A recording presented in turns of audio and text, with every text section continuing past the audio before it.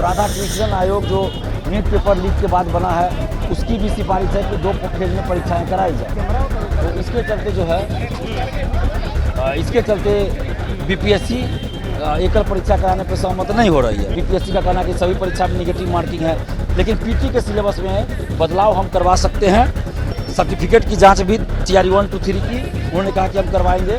BPSC जब तक officially notice जारी नहीं कर दे तब तक फिर इसको लागू नहीं माना जा सकता। अगर अभ्यर्थी इस पर सहमत होंगे तो हम लोग इस पर आगे बात करेंगे। अभ्यर्थी सहमत नहीं होंगे तो हम लोग एकल परीक्षा पे अड़े रहेंगे। और लाइब्रेरियन के बारे में हमने कहा 18 वर्षों से नहीं आई है, तो इसलिए उन्होंने कहा कि 1000 के लिए कहिएगा तो अभी हम दे देंगे। नमस्कार, आप लाइव स्ट्रीट देख रहे हैं। मैं हूं आपके साथ ऋषि। अभी पटना के गर्दनी बाग में है। दिखा दीजिए कि छात्रों की संख्या जो है अभी भी यहाँ पे है। और टीआरई 4 को लेकर के देखिए छात्र नेता दिलीप कुमार जो है वो सचिवालय में आज मीटिंग हुई थी। क्या सब बातचीत हुई है सचिवालय में? आप लोगों की कई घंटों तक मीटिंग चली है।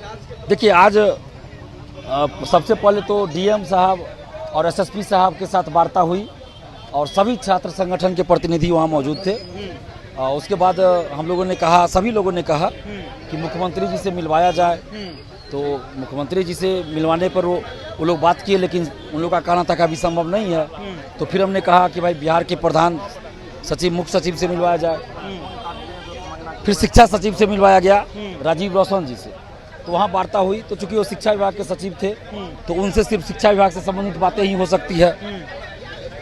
तो बातें हुई, हमने मांग रखी, सभी छात्र संगठन थे मौजूद।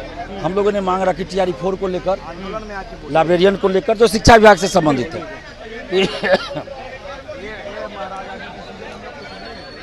कि टीआरई 4 में एकल परीक्षा हो, टीआरई 4 में एकल परीक्षा हो, निगेटिव मार्किंग हटाया जाए। एकल परीक्षा हो, निगेटिव मार्किंग हटाया जाए, सीटों की संख्या बढ़ाई जाए, उम्र सीमा में छूट दी जाए और एकल परीक्षा हो, निगेटिव मार्किंग हटाया जाए।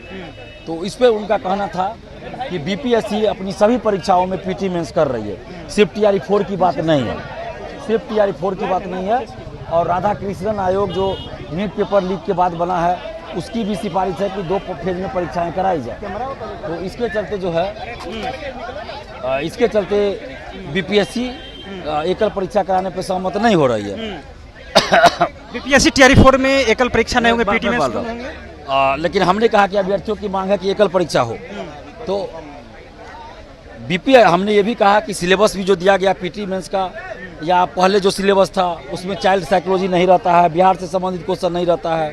तो इस पर उन्होंने कहा कि हम ये सिलेबस में बदलाव करवा सकते हैं। पीटी के सिलेबस में बदलाव करवा सकते हैं कि जैसा आप लोग मांग करते हैं कि बिहार से संबंधित क्वेश्चन पूछा जाए, तो 30% क्वेश्चन जो है आपको 30% क्वेश्चन जो है आपको बिहार से रहेगा, 20% क्वेश्चन जो है जीके जीएस से रहेगा, 50% question child pedagogy, child psychology जो भी आप लोग कर रहे हैं उससे रहेगा।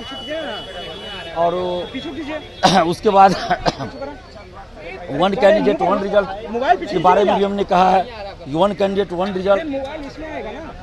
तो इन सब पे वो आधिकारिक रूप से लेटर दिए हैं शिक्षा विभाग ने कि हम बीपीएससी को भेजेंगे।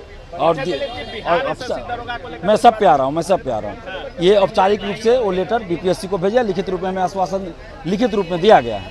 बाकी निगेटिव मार्किंग पे उन्होंने कहा कि बीपीएससी कर सकती है, क्या नहीं करेगी बीपीएससी नहीं चाहती। मतलब बीपीएससी का कहना कि सभी परीक्षा में निगेटिव मार्किंग है, लेकिन पीटी के सिलेबस में बदलाव हम करवा सकते हैं और बीपीएससी को हम ये सुझाव भेज रहे हैं। पीटी में बदलाव होंगे, ये सुझाव, ये लेटर शिक्षा विभाग बीपीएससी को भेज रही है। बीपीएससी को भेजा गया, उसका लेटर हमें दिया गया। रुक जाइए ना, मैंने उनको सारी बातें कही कि टीआरई 1 में निगेटिव मार्किंग था, फिर बाद में हटा दिया गया, तो इसमें भी निगेटिव मार्किंग हटाया जाए। इसके अलावे जो है टीआरई 1, 2, 3 में फर्जीवाड़ा हुआ है, फर्जी सर्टिफिकेट पे लोग हैं, उसकी जांच हो, फर्जी को बाहर किया जाए। और लाइब्रेरियन की बहाली के बारे में हमने कहा 18 वर्षों से नहीं आई है, तो लाइब्रेरियन की बहाली निकाली जाए। म्यूजिक, जैसे टीआरई 4 में म्यूजिक हुआ, डांसिंग हुआ, फाइन आर्ट्स हुआ, अन्य सभी मैथिली हुआ, क्लास 1 to 5 सभी में सीटों की संख्या नहीं के बराबर है, कुछ में तो 1 है, किसी में 2 है, तो सीटों की संख्या बढ़ाई जाए। तो इस पर उन्होंने कहा सीटों की संख्या बढ़ेगी। और सर्टिफिकेट की जांच भी TRE 1 to 3 की उन्होंने कहा कि हम करवाएंगे। 1 कैंडिडेट 1 रिजल्ट का भी जिक्र इसमें है। ये सारा जो बातें हैं, सारी बातें हैं, ये लिखित रूप में उन्होंने हमें आश्वासन दिया है कि शिक्षा विभाग द्वारा BPSC को हम लोग भेज रहे हैं।